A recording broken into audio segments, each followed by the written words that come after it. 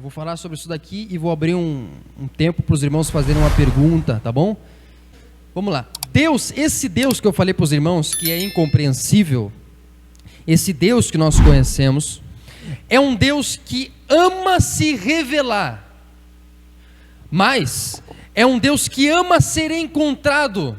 Como eu falei para vocês, ele declarou: buscar-me-eis e me achareis se me buscares. Ou seja, ele diz para você: me busque, eu quero ser encontrado, Jorge, fulano, Eli, eu quero ser encontrado por você, me encontre. Ou seja, é um Deus que quer que você busque ele. Jesus falou, né? Ele falou a respeito da oração. Ele disse: batam e a porta será aberta, procurem, vocês acharão, busquem, né? Vocês encontrarão. Diga amém? Peçam e vocês receberão. Então é um Deus que anseia. Tanto é que quando Adão pecou, não foi Adão que foi procurar a Deus, não, foi Deus que desceu na virada do dia e procurou Adão no jardim. Adão tinha se escondido de Deus, e Deus disse: Adão, onde estás? Ou seja, Deus é quem dá o primeiro passo em direção ao homem, porque Deus se revelou.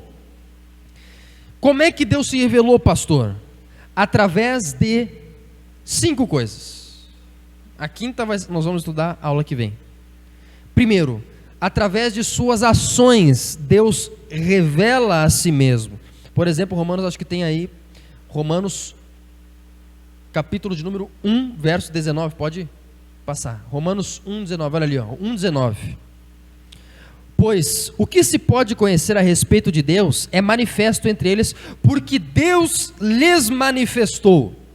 Porque os atributos invisíveis de Deus, o seu eterno poder, a sua divindade, claramente se conhecem desde a criação do mundo, sendo percebidos por meio das coisas que Deus fez.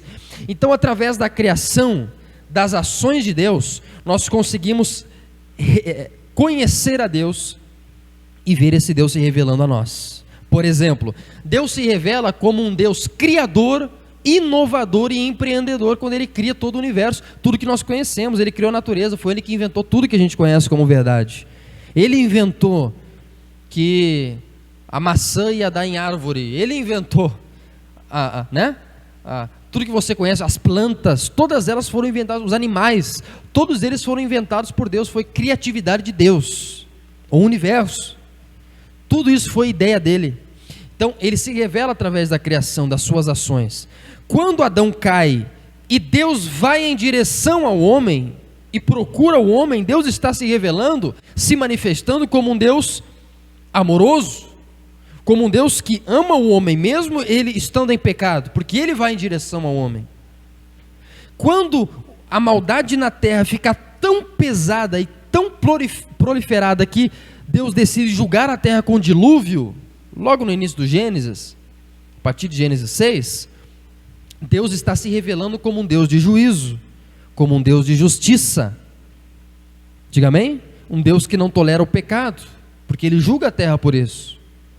Posteriormente, quando Deus desce na terra encarnado, na Virgem Maria nasce em Jesus, e morre em favor do ser humano, Ele está se revelando agora não como um Deus de justiça e juízo, mas como um Deus de misericórdia e amor, porque Ele morreu por cada um que está aqui nessa noite. Ele se revela através dessas ações. Deus morreu por nós, foi uma atitude, foi uma ação de Deus. João 3,16. Deus amou tanto que Ele deu o seu Filho unigênico, foi uma ação. Ele dá o seu Filho unigênico, por quê? Porque Ele amou tanto o mundo, então Ele se revela como um Deus de amor. Diga aleluia. Os nomes de Deus em Salmo 9:10, pode passar? Olha só, o nome de Deus, pois os que confiam, aliás, em ti, pois confiam os que conhecem o teu nome. Então, conhecer os nomes de Deus também nos revela algo a mais a respeito de Deus. Deus, Ele tem muitos nomes na Escritura, na Bíblia, e você conhece alguns deles, né? Jeová, não é assim? Javé, Jeová Jiré, não é isso? Os nomes de Deus revelam características do nosso Deus, né? Assim como algumas outras pessoas aí dão nome para demônio, né? O Maria Padilha, o que Zé Pilintra, o que é Pilintra? Ou seja, Os nomes identificam a pessoa. No caso ali, os seres espirituais, os demônios, né? O maligno. É lógico que eu não estou comparando o maligno com Deus, mas eu estou querendo dizer que é o seguinte, que Deus ele se manifesta também através de alguns nomes que aparecem na Bíblia. Nós temos pelo menos 3 tipos de nomes que aparecem na Bíblia. El, E-L, que aí você vai ter 2 tipos, El Roi ou El Shaddai. El Roi está em Gênesis 16, se eu não me engano, que significa o Deus que vê. Ou seja, Deus ele vê absolutamente tudo, inclusive o sofrimento quando você sofre. É o Deus que vê. Ele está vendo você todos os minutos do teu dia. El Shaddai, o Deus que sustenta. Em Gênesis, acho que 17, Salmo 91:1 fala sobre El Shaddai. Ou seja, o Deus que sustenta, o Deus que nos sustenta, o Deus que te sustenta. Então ele é El Shaddai. Diga amém? Depois você tem outro tipo de nome, que é Adonai. Já ouviram falar em Adonai? Que também significa Senhor. Adonai significa Senhor, mestre. É como se fosse um senhor de escravos, um dono, um mestre. Adonai. Um outro nome, os judeus usam Adonai para substituir. Sempre quando você vê Senhor ali, ó, lá tá o tetragrama que eles substituem por Adonai, que é Senhor. Adonai. Eu preciso que eu escreva aqui ou não? Vocês sabem escrever. Um terceiro nome que vocês veem aí nas redes sociais é Jeová. Tem até na música, né? Jeová Jiré. Jeová é uma adaptação do tetragrama sagrado Yud, Re, Vav, Re, que no português o hebraico é daqui para cá, né? No português seria o Y, H, W, H. Você já viu isso aqui em algum lugar, alguma camiseta cristã? Yahvé, que vem transformando, né? Vai passando do hebraico para o português, e Yahvé vira no fim Jeová. Só que no hebraico não existe J. Então, por isso que é Yahvé ou Jeová, enfim. E aí fica no português, né, Jeová. Aí tem os malucos aí que dizem que Javé, exatamente. Na verdade, Yahvé vai para Javé, né? E de Javé você vem para Jeová. As coisas vão se transformar. Oi? Isso aí. É isso aí. Yau, né? Ieoa também tem. Alguns falam Ieoa. Tem uma música antiga que é Ieoa, né? Fica Jeová. Então, são variações, né? No mesmo sentido. Existem muitos Jeová na Bíblia. Então tem Jeová Jiré, Jeová Shalom, Jeová Shammah. Eu tenho uma imagem aqui para os irmãos perceberem alguns nomes. Deixa eu ver se eu pego aqui. Alguns nomes, alguns Jeovás na Bíblia que vocês precisam saber. Por quê? Porque eles identificam algumas coisas a respeito de Deus. Olha só comigo essa imagem aqui, queridos. Se vocês quiserem anotar esses nomes aqui. Isso aqui nós aprendemos a respeito de Deus quando nós vemos o significado de cada nome de Deus ou a maneira como Deus é chamado na Escritura.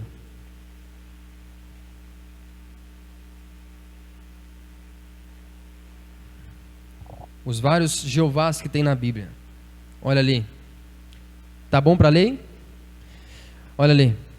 Em Gênesis 22, Jeová Jiré, da música, né? Jeová Jiré significa o quê? Deus proverá. O que a música diz lá da Aline Barros? Na verdade, é americana, né? Que ela fez uma versão portuguesa. O que diz? Jeová Jiré, irás, o quê? Prover de novo. Eu creio em ti. Então, Jeová Jiré, Deus proverá. Abraão disse isso para Isaac. Meu filho, Deus proverá. Meu filho, Jeová Jiré. Isso daqui você tem que ter na tua mente, na tua consciência, quando está faltando alguma coisa para você. Ah, minha irmã, está faltando comida dentro de casa. Jeová Jiré. Diga aleluia. Ontem, por exemplo, Deus foi Jeová Jiré na vida de uma família que eu cheguei ali. Eles estavam sem comida, sem janta, sem nada, não tinha absolutamente nada. Eu cheguei na casa deles, me deu algo no coração. Vou lá pegar um material que eu fiquei de pegar lá. Cheguei lá para pegar naquela noite e descobri que não tinha nada. E aí já fiz um rancho para eles ali. Ou seja, Deus foi um Deus que proveu pelo menos uma janta para eles. Jeová Jiré. Deus proverá na tua vida aquilo que lhe falta. Porque Ele é Jeová Jiré. Olha outro nome ali, ó. Jeová Rafá. Êxodo 15:16. O Senhor que sara, ou o Senhor que cura. Deus é o Deus que cura. Jeová Rafá. Deus está curando o teu interior nessa igreja? Deus está curando tuas emoções? Deus já curou alguns irmãos aqui de doenças físicas. Por quê? Porque Ele é o Jeová Rafá. O nome Rafael vem daí. Lembra que eu falei que um dos nomes de Deus era El? El significa Deus. Por exemplo, Deus conosco, Emanuel. El Shaddai, que é o Deus que sustenta, né? Aí você tem Rafá, que é aquele que está ali, ó. Rafá, El, que é o nome Rafael ou Rafaela, significa o Deus que cura, né? Esse é o significado do nome. Então, Jeová Rafá, Deus cura, porque Ele é um Deus que cura. Diga amém? Jeová Nissi, o Senhor é a minha bandeira. Êxodo 17, 15, 16. Eu levo isso como lema aqui, ó, aqui na nossa igreja aqui. Nós estamos avançando e vamos avançar nesse bairro e nada vai nos deter. Por quê, pastor? Porque Jeová Nissi, porque Deus é a nossa bandeira. Ele é o nosso baluarte, nós avançamos em nome dEle. Jeová Shalom, teu coração está atribulado? Juízes 6:24, o Senhor é paz. Jeová Shalom, Shalom é paz, significa paz, tá bom? Quando os irmãos se cumprimentam aí de Shalom, eles estão usando um cumprimento que se usa em Israel, tá bom? Lá em Israel você chega numa casa, chega num lugar, você não diz oi, você não diz olá. O cumprimento lá é Shalom. Lembrar que é assim, ó. Shalom. Daqui para cá, né? Shalom não significa só paz. Na verdade, paz é um redutivo. Shalom não é paz, simplesmente. Shalom é prosperidade. Quando eu chego para você e digo, irmã, Shalom, eu estou dizendo que eu desejo para você prosperidade, abastança, paz em todos os níveis, bem-estar nas emoções. O significado de Shalom, ele é muito grande, ele é muito profundo.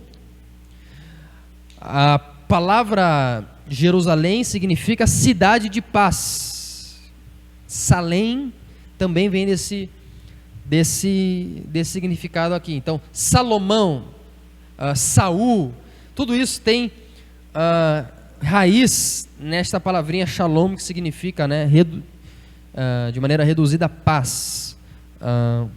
Pois, irmãos, na verdade, bem da verdade, que eu não gosto de ser uma pessoa chata, né, apesar de eu ser um pouco, mas você cumprimentar uma pessoa com Shalom, gramaticalmente, pelo menos é errado. Você deveria dizer Ha Shalom, se você quiser ser certo, né, a paz do Senhor não é só Shalom, você está dizendo só paz. Se quiser ser certo mesmo, gramaticalmente você deveria chegar para uma pessoa e dizer Ha Shalom, Ha Yavé, né? Só que você vai ser uma pessoa chata se você fizer isso. Você vai ser uma pessoa ignorante, repugnante. Lógico que você não vai ser. Mas caso os irmãos queiram entender melhor, é errado você, gramaticalmente, você chegar e dizer só Shalom, né? Mas a gente diz aqui, ficou popularizado no Brasil, e as pessoas dizem isso popularmente, não tem problema. Olha ali, ó. Jeová Tzidkenu. Tem pessoa aqui que está precisando de uma causa na justiça aí, olha ali. Jeová Tzidkenu. O teu Deus é chamado em Jeremias 23:6. O Senhor é justiça. Aleluia. Está se sentindo injustiçado? Esse Deus que nós adoramos é Jeová Tzidkenu. O Senhor é justiça. Quando alguém chegar lá no teu trabalho, na tua família, eu me sinto injustiçado, diz assim, ó, lá na minha igreja nós adoramos a um Deus que é justiça. Diga amém? Ele é a minha justiça. Jeová, Salmo 23, todo mundo conhece. O Senhor é o meu pastor, Ele cuida da minha alma.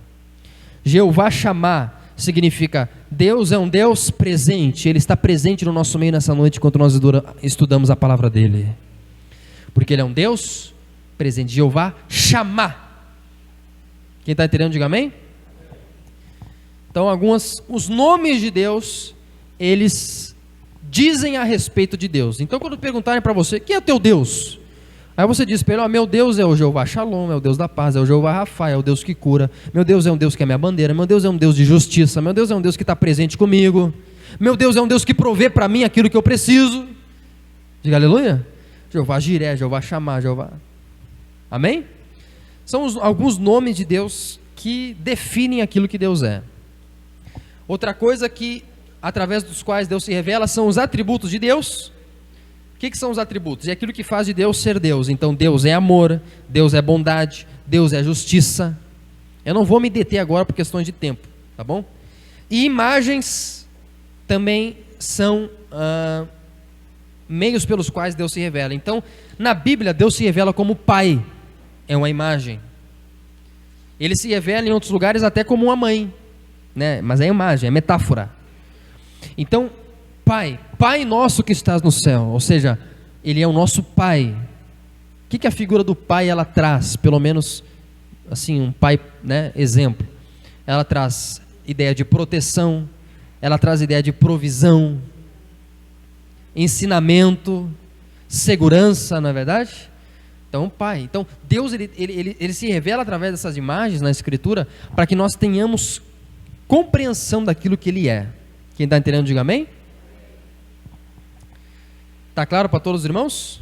Se der para trocar para mim, assim, por gentileza. Está claro para todos os irmãos a respeito disso? Então Deus é um Deus que se revela, os nomes de Deus, é um Deus que quer se fazer conhecido, e é isso, amém? Então hoje nós falamos um pouquinho a respeito de Deus, e na próxima aula eu quero falar com os irmãos a respeito da palavra de Deus. Então, na próxima oportunidade, nós vamos estudar esta Bíblia que você carrega aí, amém? Eu prometo que da próxima aula você vai sair daqui sabendo o que é Novo Testamento, Antigo Testamento, por que a sequência dos livros é dessa sequência, por que a gente acredita nessa Bíblia, por que a Bíblia não foi adulterada por homens, a gente tem certeza disso, da onde veio a Bíblia, quem, né, compilou esses livros, aleluia. Eu vou trazer bastante material para os irmãos, a aula que vem e já está bem legal, porque eu já montei, e eu vou trazer material, curiosidade a respeito desse livro aqui. Então você que quer aprender sobre este livro que nós carregamos, os cristãos carregam, por que a Bíblia evangélica é diferente da católica, e por que a gente acredita na evangélica e não acredita na outra, né? Mas pode ficar com essa daí, irmão, que essa daí está abençoada. Alguma pergunta, queridos? Enquanto eu bebo minha água aqui, você, pelo menos alguém, faça...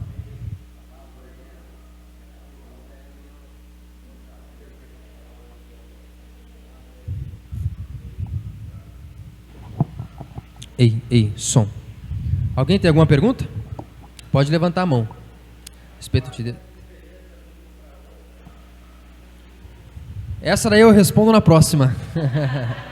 Não, mentira, vou responder agora, tá bom? O irmão quer saber qual que é a diferença da Bíblia evangélica para a Bíblia católica, né? É isso? Sim, o testamento é o mesmo. A Bíblia católica, ela tem em torno de 13 adições, ou seja, 13 livros ou trechos a mais do que na Bíblia evangélica. Então essa é a grande diferença, são esses 13 livros a mais. Esses 13 que estão a mais, na próxima aula eu vou explicar o porquê, que esses 13 a mais, eles não são considerados inspirados por Deus, porque eles foram escritos são chamados de pseudoepígrafos, por judeus gregos, de fala grega, no período interbíblico, e eles tem doutrinas estranhas aos demais livros. Então a Bíblia evangélica, se você ler os 66 livros dessa Bíblia, ela é conexa, ou seja, ela tem conexão doutrinária em todos os seus livros, ela não discorda. Se você ler Gênesis, o Gênesis não discorda de nenhum outro livro. Agora, nesta Bíblia, existem doutrinas, ensinos em alguns desses livros que discordam de outros livros na mesma Bíblia. Então você gera uma confusão. Diga amém? Quem entendeu? Então, por que eu digo que você pode permanecer com ela? Porque a gente nunca vai abrir um desses 13 para ler aqui. Então os 66 que tem na evangélica, tem nessa daí também. A diferença é que essa daí tem 13 a mais, que são legais, são interessantes para fins históricos, mas que não são considerados palavra de Deus. Então, na verdade, aí o senhor tem uma Bíblia evangélica com 13 livros a mais, que é considerada católica, né? Ficou claro? Então não tem problema continuar, por isso que eu disse, não tem problema, porque ela tem os 66 livros que todas as nossas têm aqui. Então não falta livro aí. A diferença é que ela tem uns 13 trechos a mais, que nunca vão ser usados por nós aqui, talvez o irmão nunca leia também, que estão aí, né, alguns livros diferentes. Você vai ver os nomes diferentes aí, Macabeus, né, a Sabedoria de Salomão, enfim, outros trechos. Alguma outra pergunta de algum outro irmão a respeito do que eu falei aqui? Eu não estou conseguindo ouvir direito, entrega para ela ali, pede para lá, para sua mãe. Pode fazer, querido. É do interesse de Deus, quando Deus criou a humanidade, é do interesse dele que ele se tornasse conhecido por toda a humanidade, ou tem escolhidos, tem pessoas que não vão ter conhecimento de Deus, não vão conhecer a Deus. Deus, quando criou, era do interesse dele que toda a humanidade conhecesse a ele profundamente, ou não tem explicação isso? A resposta é sim. E eu respondo sim baseado em Romanos. Deixa eu abrir aqui. Aqui, ó. Olha aqui. Aqui está a resposta à sua pergunta. Tá bom? Romanos 1, 19 e 20. Olha ali. Pois o que se pode conhecer a respeito de Deus é manifesto entre eles. Está falando, eles ali são os seres humanos. É manifesto, porque Deus lhes manifestou. Então Deus se manifestou a todo ser humano. Olha ali, os atributos invisíveis de Deus, o seu eterno poder, a sua divindade, claramente se reconhecem desde a criação do mundo, sendo percebidos como. Então, como é que Deus se fez conhecer a todo ser humano? Através das coisas criadas. Então, por causa disso, os seres humanos são o quê? Indesculpáveis. Nenhum ser humano vai poder chegar no dia do juízo e falar assim, ó, mas eu nunca pude conhecer o Senhor. Sabe por que não? Porque Deus colocou o ser humano num ambiente em que ele se manifesta através das coisas criadas. É impossível para um ser humano olhar para a natureza e não perceber que ela tem a mão do Criador nesta natureza. A complexidade do corpo humano, a complexidade, enfim, do universo, isso tudo manifesta a mão de um Criador. Quem está entendendo, diga amém. Ou seja, você é um ser humano complexo, você é extremamente complexo. É impossível você crer que isso é absolutamente um acaso. Então, isso daqui se chama revelação geral. Na teologia nós temos duas revelações de Deus. A aula que vem nós vamos estudar a revelação especial de Deus. Eu vou falar sobre isso, aula que vem. Revelação especial de Deus, Bíblia. Essa daqui salva as pessoas, essa daqui é para a salvação. Nem todos conhecem, nem todos acreditam, nem todos creem. Revelação especial, específica. Revelação geral, Romanos 1, 19 e 20. A criação, a natureza, o universo. Deus se faz perceber através disso. Essa revelação geral, ela torna o ser humano indesculpável. Quer uma prova disso? Pega uma tribo, sei lá, indígena, no meio da Amazônia ou no meio da Nova Zelândia, qualquer lugar do mundo, encontra uma tribo onde o evangelho nunca chegou, onde nunca se ouviu falar de igreja, de pastor, nada disso. Se você chegar naquela tribo, você vai encontrar lá rituais, você vai encontrar lá que eles têm os deuses deles. Como é que eles não são ateus? Como é que eles desenvolvem religião? Como é que todo ser humano, em todo lugar do mundo, em toda a história da humanidade, desenvolveu variadas religiões em todos os seus ambientes e das mais variadas formas? O ser humano, dei um exemplo aqui de uma tribo indígena isolada no meio de uma floresta. Como é que lá eles desenvolvem uma religião? Eles acreditam que Deus está na água, eles acreditam que Deus é árvore, eles criam um Deus na cabeça deles. Ou seja, a natureza, o ímpeto do coração humano, ele leva ao caminho de Deus. Ele desenvolve um Deus pagão, mas ele crê em um Deus. Diga amém? Então é algo natural. Jung dizia que a alma humana é naturalmente religiosa. Nós temos na nossa natureza este ímpeto para o religioso. Alguns expressam a sua religiosidade no cristianismo, na igreja, que nem vocês. Alguns outros expressam sua religiosidade no ateísmo, na não crença, mas é uma maneira dele expressar a religiosidade dele, não crendo. Então a resposta é sim, Deus se revelou a todo ser humano, e isso faz de todos os seres humanos indesculpáveis. Então a revelação geral, ela serve para condenar. A revelação especial, que é o evangelho, ela serve para salvar. Amém? Alguma outra pergunta para nós encerrarmos? Uma? Se for curto, pode perguntar, querido. Pode perguntar ali para sair ali no som. No louvor que fala Yahvé se manifestará, que diz Yahvé, Rafa, fala eu sou o Deus que cura. Então isso se refere a Êxodo, quando Moisés foi falar com a sarça ardente, perguntou o nome de Deus e Deus falou eu sou o que sou, ou alguma outra coisa? O louvor, tu diz? Isso.